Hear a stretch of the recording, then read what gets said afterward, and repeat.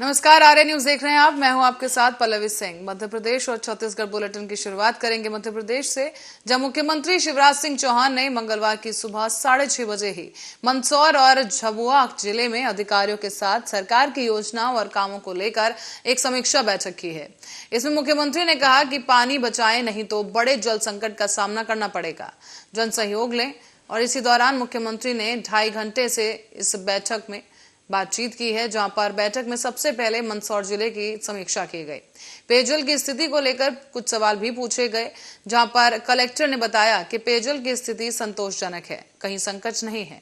नए बोर प्रतिबंधित किए गए हैं और कुछ एक स्थानों पर मांग के अनुसार परिवहन किया जा रहा है।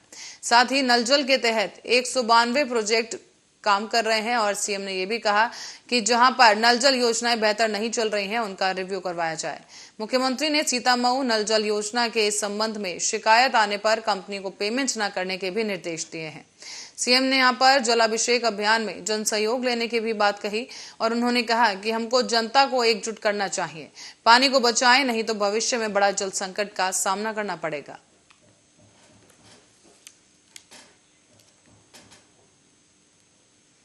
खबर सरगुजा जिले से है, जहां पर राजस्थान राज्य विद्युत उत्पादन निगम लिमिटेड की 2 नई खदानें शुरू करने की अनुमति मिलने के बावजूद काम शुरू नहीं हो पा रहा।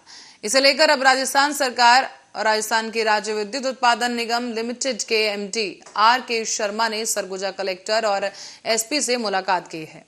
उन्होंने बताया कि एक खदान पहले से ही है और 2 नई खदानें अभी शुरू होने वाली हैं। उन्होंने कहा कि कोल माइंस की केंद्र सरकार और राज्य सरकार से स्वीकृति मिलने के बावजूद काम शुरू नहीं हो पा रहा। इससे परेशानी यह है कि कुल 7,500 मेगावाट की जनरेटिंग यूनिट थर्मल बेस्ड है और कोल पर आधारित है। उनमें से 4,340 मेगावाट की जो पावर यूनिट है, उसको कोयला यहीं के कोल माइन से जाता है और कोल माइन का जो फर्स्ट फेज था उसका खनन पूरा हो चुका है। सेकंड फेज की क्लियरेंस मिलने के बाद उसका काम अगर शुरू नहीं होगा या परसा कोल ब्लॉक शुरू नहीं होगा तो 4,340 मेगावाट का जनरेशन करने के लिए कोयला उपलब्ध नहीं होगा, तो राजस्थान के लिए गंभीर विद्युत संकट पैदा हो जाएगा। ऐसे में एमडी आर.के. शर्मा ने आगे कहा कि समस्या का जल्दी समाधान करने के सिलसिले में निवेदन करने सरगुजा आया हूं और आज सरगुजा कलेक्टर संजीव झा और एसपी भावना गुप्ता से मुलाकात की। इसके बाद सूरजपुर कलेक्टर और एसपी से मुलाकात करेंगे और आपको ये भी बता दें कि मंगलवार को छत्तीसगढ़ के चीफ सेक्रेटरी से भी उनकी मुलाकात होगी। इस दौरान अधिकारियों के सामने समस्या रखी जाएगी और उन्होंने बताया कि अगर 7 जून तक ये खदानें शुरू नहीं हुई तो राजस्थान में बहुत बड़ा विद्युत संकट पैदा हो जाएगा। कोल माइंस के फर्स्ट फेज का खनन पूरा हो चुका है।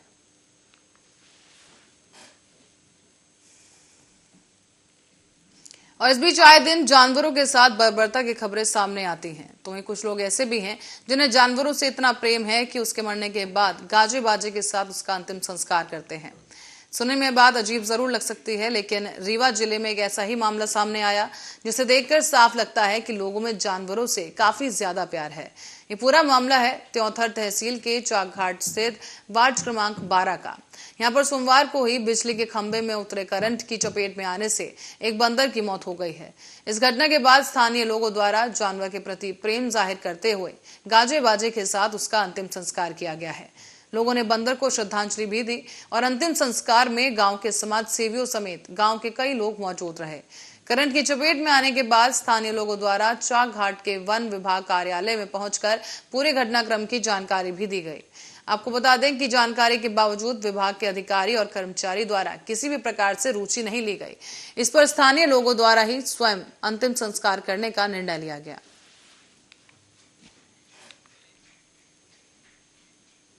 और करेंगे छत्तीसगढ़ का, जहां पर शासन द्वारा राज्य प्रशासनिक सेवा के अधिकारियों के नवीन पदस्थापना का आदेश जारी कर दिया गया है। राज्य शासन द्वारा जारी आदेश के अनुसार अब राज्य की प्रशासनिक सेवा के निम्नलिखित अधिकारियों को प्रशासनिक आधार पर स्थानांतरित करते हुए उन्हें स्थायी रूप से आगामी आदेश तक जारी आदेश में लिखे स्थान में पदस्थ किया गया है।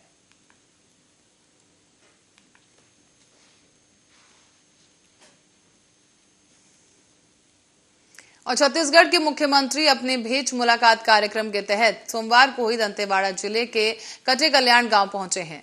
यहां पर उन्होंने कई सारे विकास कार्यों की सौगात कटे कल्याण वासियों को दी। साथ ही डेनेक्स नवा गारमेंट फैक्ट्री का अवलोकन करने के साथ ही जन चौपाल लगाई गई और ग्रामीणों की समस्या सुनी।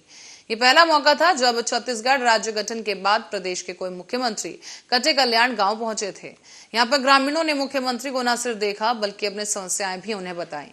दरअसल घोर नक्सल प्रभावित क्षेत्र होने की वजह से यहाँ नक्सली किसी न किसी वारदात को अंजाम देते रहे हैं, लेकिन पिछले कुछ सालों से नक्सलियों के बैकफुट पर आने के बाद पहली बार राज्य गठन के 22 साल बाद प्रदेश के मुख्यमंत्री यहाँ पधारे हैं।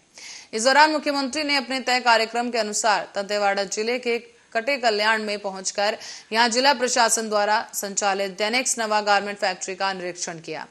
यहां नक्सल पीड़ित महिलाएं और स्थानीय ग्रामीण महिलाओं के द्वारा तैयार किया जा रहे कपड़ों को देखा गया। साथ ही इस दौरान उन्होंने महिलाओं की जमकर तारीफ भी की।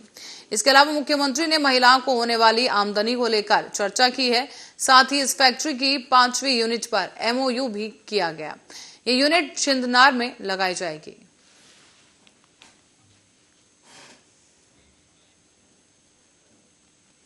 और जांजगीर चांपा जिले में पलक झपकते ही गरीबों के आशियाने में प्रशासन का बुलडोजर और रसूखदार लोगों के अवैध कब्जे पर कार्रवाई न होने को लेकर ग्रामीणों में आक्रोश सामने आया है।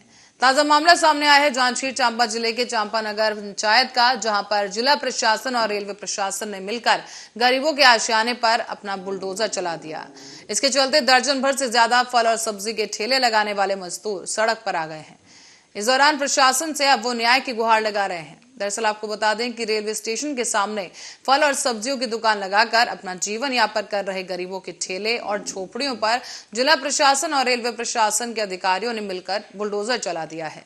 इसके बाद पीड़ित लोगों का कहना है कि हम लोगों को कहीं और फल और सब्जी के ठेले लगाने की जगह समुचित व्यवस्था कर हमें ठेले लगाने की अनुमति दी जाए, जिससे हम अपने परिवार का भरण पोषण कर सके। अब कहा बताई सर, अब रोजी रोटी ला तो जो चलत रही तेला तो छीन लिस का दो तो काल आके शाम के बोल के गी से बिहाना टोरी से सामान उमान पूरा माने ये नहीं कर पाए पूरा जल्दी में जो भी नुकसान हुई से कर दो। किनके द्वारा चला गया आपकी दुकानों पर? हाँ तुरंत ठेला ठप्पर लो। अब जो आई रही से साहब मन रेलवे वाला दिया रहा है हाँ नोटिस? हम नोटिस दे रही सर, बोले रही से बताइए सर। अब बढ़ते हैं अगली खबर की ओर, जहां पर भोपाल से अपराध की एक ऐसी खबर सामने आई है जिसे सुनकर हर कोई दहशत में है। ये घर का मामला है। जब दल बल के साथ पुलिस टीम पहुंची तो इलाके के लोग दंग रह गए।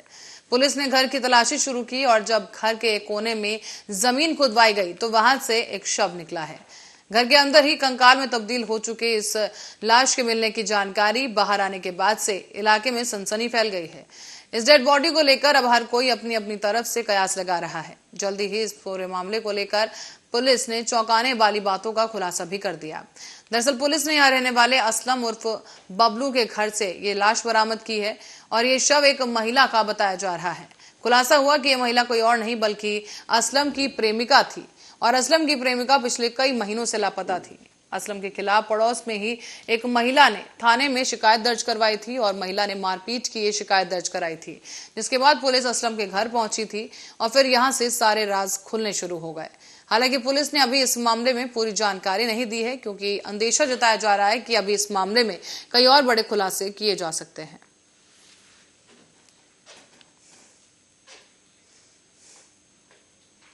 खबर उज्जैन से है, जहां नीलगंगा क्षेत्र में रहने वाले विश्व पुरुष के नाम से पहचाने जाने वाले विष्णु प्रसाद सांप, कुत्ते, बिच्छू और ऐसे तमाम अन्य जहरीले जानवरों के काटने पर अपने मुंह से जहर निकालने का दावा करते हैं। उनका यह दावा है कि बीते 20 साल से इसी तरह जहर निकालने का वो काम कर रहे हैं और इस काम को उनके पिता किया करते थे। अब वो इसे आगे बढ़ा रहे हैं। साथ ही विष्णु का यह भी दावा है कि जानवरों के काटने पर वो अपने मुंह से जहर चूसकर निकाल देते हैं। इसके लिए कई राज्यों से लोग उनके पास भी आते हैं। पर विष्णु बताते हैं कि उन्हें भगवान का आशीर्वाद प्राप्त है। जानवरों के काटने का जहर निकालने के लिए सबसे पहले भगवान का पूजन करना पड़ता है और उसी के बाद उन्हें इस तरह की शक्ति आती है जिससे वो जहर अपने मुंह से निकाल सकते हैं। आज तक उन्हें इस तरह के कार्य करने से कोई परेशानी नहीं हुई।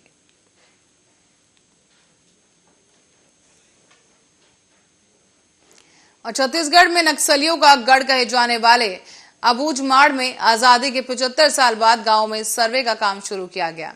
अब प्रशासन भी इन गांव तक पहुंचने की कोशिश में जुट गई है और लगभग 40,000 से ज्यादा आबादी वाले अबूझमाड़ में नक्सलियों के भय से प्रशासन की टीम अभी तक नहीं पहुंच पाई थी। इसी को लेकर अब तक इस गांव में सर्वे का काम भी नहीं हुआ, इसीलिए यहाँ के ग्रामीण सरकार की सारी योजनाओं और मूलभूत सुविधाओं से वंचित थे। आखिरकार जिला प्रशासन की कोशिश और पुलिस के लगातार नक्सलियों के खिलाफ ऑपरेशन चलाए जाने से इस क्षेत्र में पुलिस के जवानों और प्रशासन को पहुंचने में कामयाबी मिली है।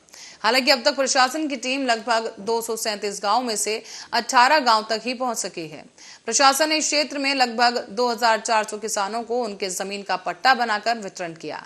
साथ ही आपको बता दें कि राज्य का अबूझमाड़ क्षेत्र घोर नक्सली प्रभावित क्षेत्र है और इसी वजह से यहाँ कभी प्रशासन और पुलिस की टीम नहीं पहुंच सकी।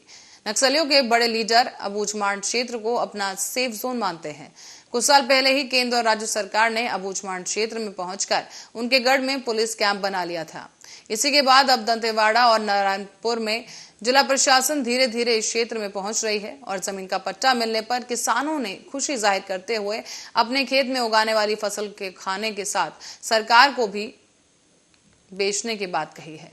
साथ ही आपको बता दें कि यहाँ किसान अब तक जिस धान को उगाते थे उसे औने पौने दामों में छोटे बाजारों में बेचते थे, लेकिन अब मसाहती पट्टा बनने के बाद अब किसान अपने उगाए गए धान को केंद्रों में भी बेच सकेंगे।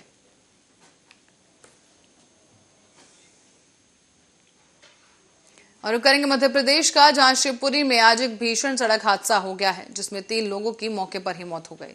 हादसा उस वक्त हुआ है जब एक ट्रक बाइक सवार 3 युवकों को रौंदते हुए आगे निकल गया। बताया ये भी जा रहा है कि यह दुर्घटना भौती थाना क्षेत्र खोड़ चौकी क्षेत्र में हुई। यहाँ मरने वाले सिमररा गांव के रहने वाले बताए गए, जो कि खोड़ में आयोजित एक मृत्यु भोज में शामिल होने के बाद बाइक से घर लौट रहे थे।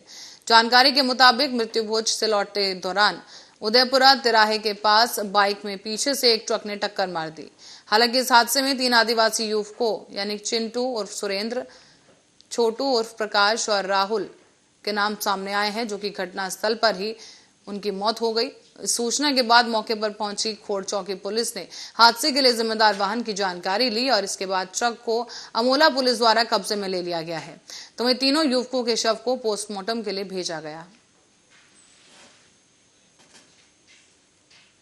और कोलाई ढुलाई को निर्बाध जारी रखने के लिए रेलवे ने छत्तीसगढ़ से चलने और गुजरने वाली 34 ट्रेनों का निस्तारीकरण कर 1 महीने तक बढ़ा दिया है।